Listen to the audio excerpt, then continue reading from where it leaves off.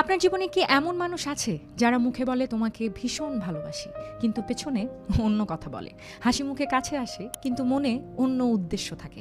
আজকে এমন কিছু চিহ্ন বলবো যেগুলো দেখলেই বুঝতে পারবেন কার মুখোশ আছে আর কার মুখোশ নেই। প্রথম চিহ্ন হলো কথা কাজে কোনো মিল নেই। মুখোশধারী মানুষ অনেক কথা বলে, বড় বড় প্রতিশ্রুতি দেয়, কিন্তু সময় মতো কোথাও তাকে পাওয়া যায় না। কারণ কথা দেয়া বা কথা বলা সহজ, কিন্তু কাজ সত্য বলে। দ্বিতীয় চিহ্ন হলো আপনার সাফল্যে খুশি হয় না একদমই। সত্যিকারের মানুষ আপনার ভালো দেখলে আনন্দিত হয়, কিন্তু মুখোশধারী মানুষ হাসে বাহির থেকে আর জ্বলে পুড়ে ছারখার হয়ে যায় ভেতর থেকে। আপনার সাফল্যের গল্পে হঠাৎ প্রশ্ন পাল্টে ফেলে, কখনো সরাসরি প্রশংসা করে না। তৃতীয় চিহ্ন হলো শুধু দরকারের সময় তাকে পাওয়া যায়। আপনি কষ্টে থাকলে তাকে ধারের কাছেও কোথাও দেখা যায় না।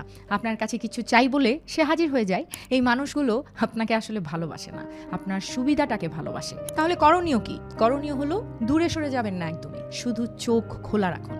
মানুষকে তার কথায় নয়, তার কাজে বিশ্বাস করুন। সময় নিন, কারণ মুখোশ কখনো বেশি দিন টেকে না। এক সময় খুলে তাকে যেতেই হয়। আর যারা মুখোশ ছাড়া আপনার পাশে আছেন তাদের আঁকড়ে ধরে রাখুন, তাদের ভালোবাসুন, তাদের যত্ন নিন। এই মানুষগুলো জীবনের সবচেয়ে বড় সম্পদ।